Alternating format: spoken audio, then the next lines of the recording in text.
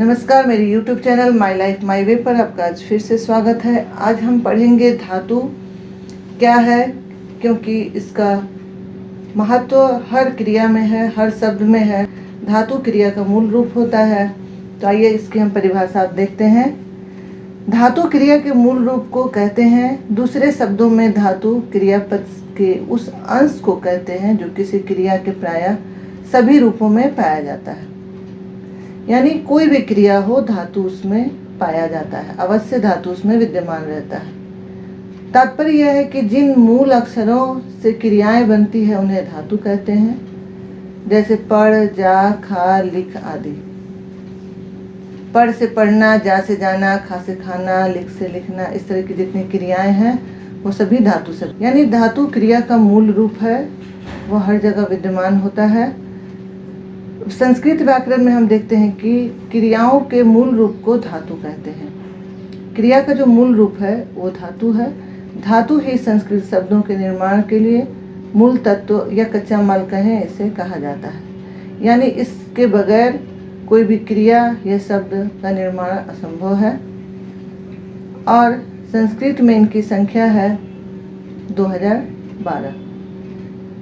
अब हम देखते हैं धातुओं के साथ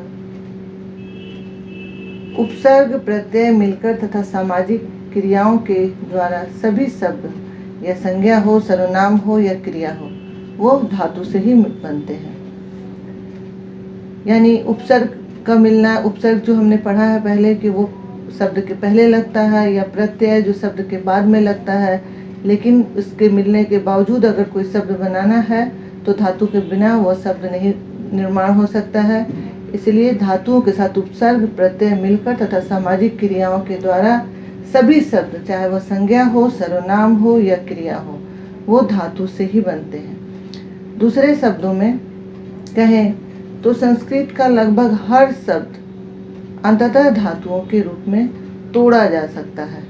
संस्कृत का हर शब्द धातुओं के रूप में तोड़ा जा सकता है। अब ये देख लें हम कौन कौन से हैं। कु, भू, स्था, अनु, ज्ञा, युज, गम, मनु, जनु, दृश्य आदि कुछ प्रमुख धातुएं हैं। धातु शब्द स्वयं धा में 3 प्रत्यय जोड़ने से बना है। यानी धातु शब्द भी बगैर धातु के नहीं बना है। धा धातु में 3 प्रत्यय जुड़ा हुआ है, तब धातु शब्द का निर्माण हुआ है। इसी तरह हम देखते हैं व्याकरण शास्त्र में 5 अंगों की परंपरा दिखती है, इसीलिए पंचांग व्याकरण भी प्रसिद्ध है। ये 5 अंग हैं: सूत्रपाठ, धातुपाठ, गणपाठ, उणादि पाठ तथा लिंगानुशासन। इन 5 अंगों में से धातु अति महत्वपूर्ण है। इसे आप याद कर सकते हैं कि व्याकरण शास्त्र में 5 अंगों की परंपरा है। पंचांग व्याकरण भी इसे कहते हैं। ये 5 पंचांग व्याकरण किसे कहते हैं, अगर ये प्रश्न आए तो आप इसका जवाब दे सकते हैं कि ये 5 अंग हैं: सूत्रपाठ, धातुपाठ, गणपाठ, उणादि पाठ तथा लिंगानुशासन। इन 5 अंगों में से धातु पाठ सबसे महत्वपूर्ण है और प्राय सभी शब्दों की व्युत्पत्ति धातुओं से ही की जाती है। अब हम देख लेते हैं धातुओं से व्युत्पन्न कुछ शब्दों के उदाहरण। जैसे कु।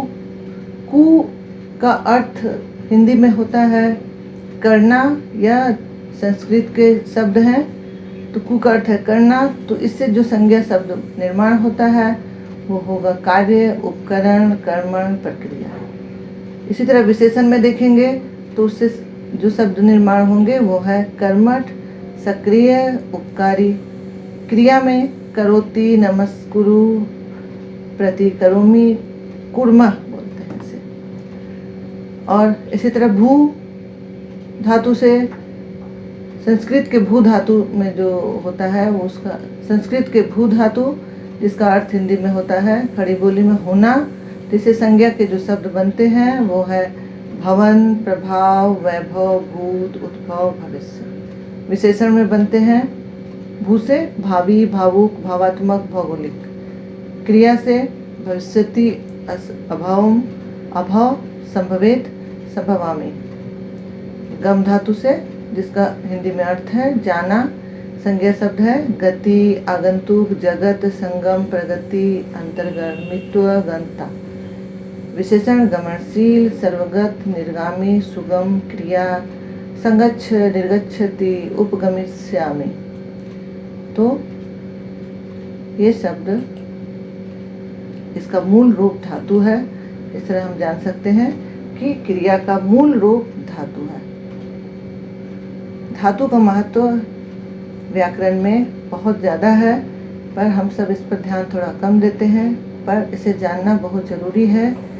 इसलिए आप इसे अच्छी तरह से एक बार समझ लें कि क्रिया का मूल रूप धातु होता है। धातु के बगैर क्रिया का निर्माण नहीं हो सकता है। तो क्रिया के मूल तत्व को, मूल रूप को, या कहें जो कच्चा माल जिस तरह से कह रहे हैं, यानी मूल तत्व जो है जिससे क्रिया का निर्माण होता है, वह धातु होता है।